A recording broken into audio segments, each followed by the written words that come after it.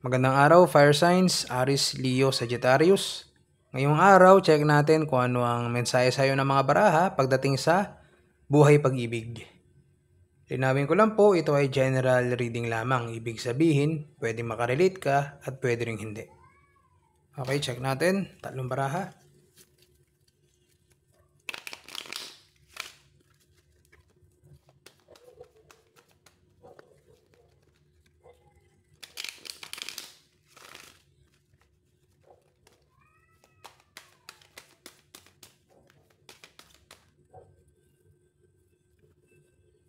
Masyado marami.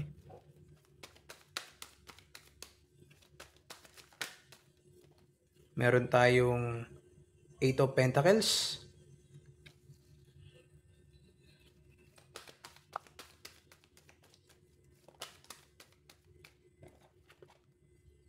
Meron tayong 9 of Swords.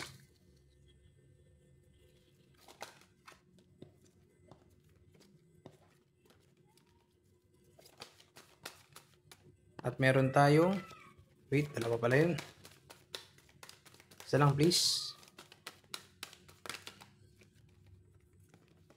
The Magician. Okay, check naman natin dito sa isa. Dalawang baraha.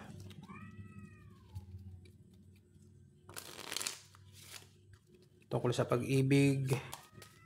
Tungkol sa buhay pag-ibig ni Fire Signs.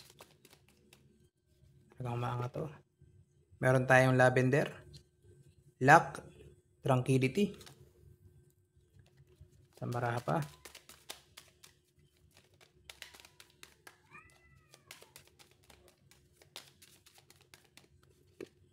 At meron tayong Firefly, Auras, Observe.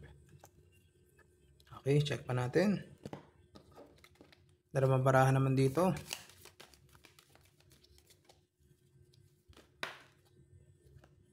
Meron tayong Jealousy. Wait, sa baraha pa. Sa baraha lang please.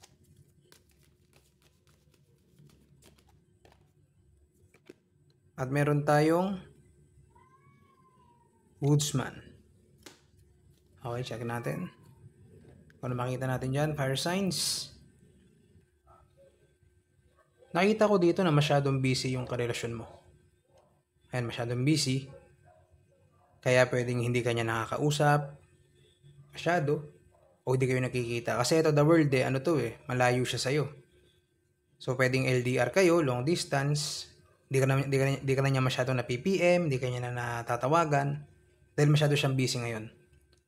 Sa mga oras na to, busy siya ngayon. Okay? Kaya lang kasi nangyayari sa'yo, isip ka ng isip, hindi ka na makakatulog, stress na stress ka na.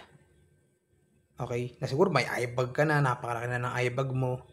Kakaroon ng wrinkles yung mata mo, sa ilalim ng mata mo. Sa sobrang kaiisip, na yung balat mo nagiging dry na.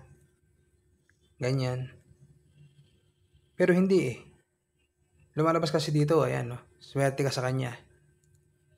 Magiging maganda yung buhay mo sa kanya. Tapos ginagawa niya nga lahat ng ginagawa niya para sa sarili niya at para din sa'yo. Yun yung lumalabas dito. Pero ito yung reason kaya ka nag-iisip. Iniisip mo baka meron ng iba Kasi ito yung jealousy. Iniisip mo na meron ng iba, baka meron siya ibang kinakausap, baka meron na siyang ibang nagugustuhan kasi nga magkalayo kayo. Kasi 'di ba, iniisip mo siguro na kung sino yung malapit, baka yun yung magustuhan niya, pero hindi Kasi lumalabas dito na gustong-gusto ka niya, mahal na mahal ka rin niya. Sobrang attractive siya sa'yo.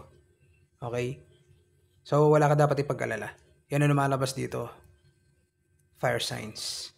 So, iwasan mo yung pagseselos. Nag-overthink ka, no? Overthinking yan, no?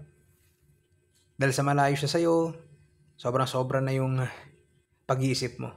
Yun ang kailangan mong tigilan. Magtiwala ka sa kanya. Okay? Kailangan mo magtiwala. Siguro meron kang karelasyon dati na iniiwan ka, baka LDR din. Pero dito sa taong to, kailangan mo magtiwala. Okay? Dahil talagang mahal ka niya. Okay, maraming salamat, Fire Signs. Hanggang sa ulitin, mag-ingat kayo palagi. God bless you.